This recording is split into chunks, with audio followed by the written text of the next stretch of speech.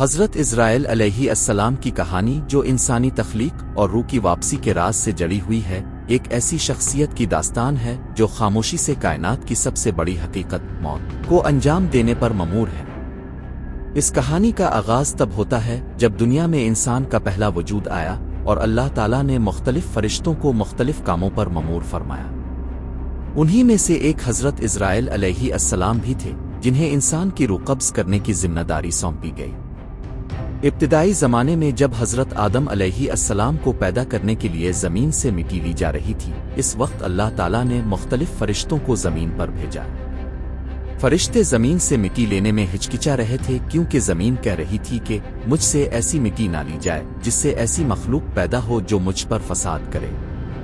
مگر حضرت اسرائیل علیہ السلام اللہ کے حکم سے زمین سے مٹی لے آئے، جس سے حضرت آدم کی تخلیق ہوئی۔ یہی وہ پہلا مقام تھا جہاں حضرت اسرائیل علیہ السلام کو اللہ کی رضا کے لیے اپنی ذات کو مکمل طور پر سپرد کر دینا پڑا۔ ان کے دل میں خوف بھی تھا کہ کہیں زمین کی بد دعا ان پر نہ آ جائے، لیکن اللہ کی رضا ان کے دل میں ہر چیز سے مقدم تھی۔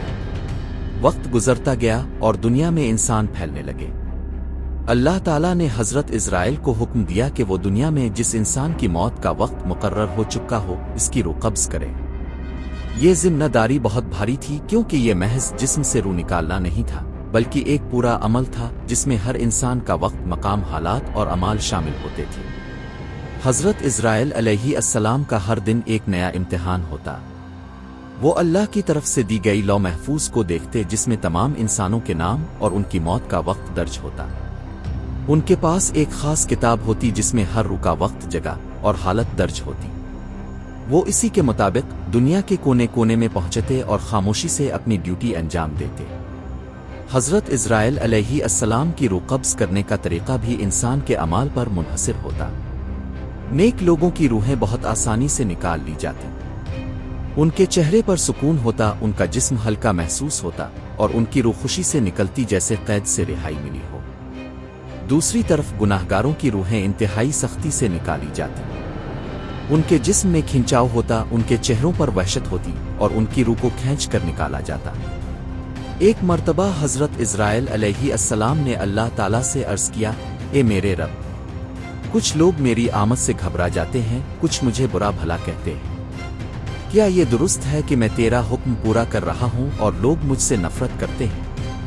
اللہ تعالیٰ نے فرمایا، اے اسرائیل، تم میری طرف سے مقرر کیے گئے ہو، تمہارا کام حق ہے اور تمہیں کوئی انسان نہ برا کہہ سکتا ہے، نہ الزام دے سکتا ہے۔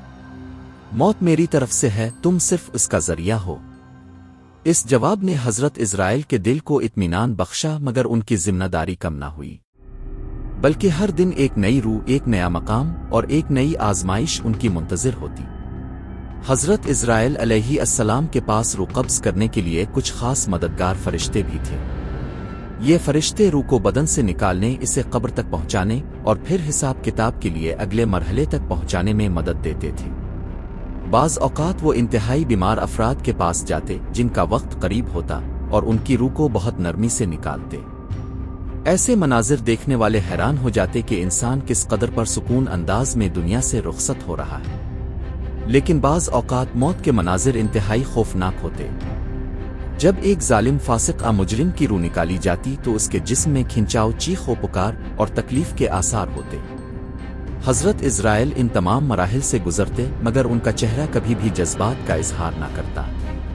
ان کے چہرے پر ایک گہرا سکون اور مکمل اطاعت نظر آتی تھی۔ وقت کے ساتھ ساتھ حضرت اسرائیل علیہ السلام نے ہزاروں انبیاء کی روحیں بھی قبض کی۔ ہر نبی کی روح کو بہت عزت، نرمی اور وقار سے نکالا گیا۔ ان لمحات میں وہ فرشتے مزید نرم دل ہو جاتے، گویا وہ خود بھی افسردہ ہوں، مگر وہ جانتے تھے کہ یہ سب اللہ کا نظام ہے جسے پورا کرنا ان کا فریضہ ہے۔ حضرت اسرائیل علیہ السلام کو کبھی تھکاوٹ محسوس نہیں ہوئی، نہ وہ آرام کرتے، نہ سوتے، نہ کھاتے، نہ پیتے۔ ان کی تخلیق ہی ایسی تھی کہ انہیں صرف اللہ کے حکم کی تعمیل کرنی تھی۔ ان کے وجود کا مقصد ہی یہی تھا کہ جو روح دنیا میں بھیجی گئی وہ وقت آنے پر واپس لے کر اللہ کے حضور پیش کی جائے۔ کبھی کبھار وہ ایسے لوگوں کی روح قبض کرتے جنہوں نے پوری زندگی اللہ کو یاد کیا، لیکن ان کا وقت رخصت آ گیا۔ ایسے افراد کی روح نکالنے کے بعد حضرت اسرائیل خاموشی سے اللہ کے حضور جھکتے اور کہتے، اے میرے رب، تو ہی بہتر جانتا ہے کہ یہ تیرا بندہ کیسا تھا، میں نے صرف تیرا حکم مانا ہے۔ حضرت اسرائیل علیہ السلام کی شخصیت میں ایک عجیب سی خاموشی ہے۔ ان کا ذکر جب کبھی کیا جاتا ہے تو لوگوں کے دلوں میں خوف اور سنجیدگی آ جاتی ہے۔ وہ نہ فخر کرتے ہیں، نہ خوش ہوتے ہیں، نہ غمگین، وہ صرف اپنے رب کے حکم کے پابند ہیں۔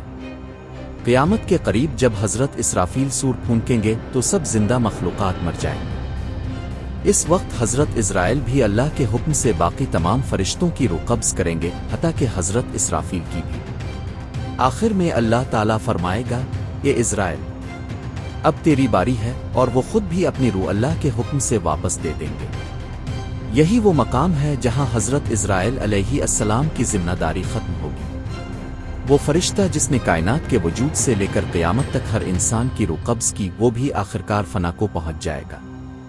حضرت اسرائیل علیہ السلام کی کہانی صرف ایک فرشتے کی کہانی نہیں، بلکہ یہ ہمیں یہ سبق دیتی ہے کہ زندگی ایک امانت ہے اور موت ایک حقیقت ہے۔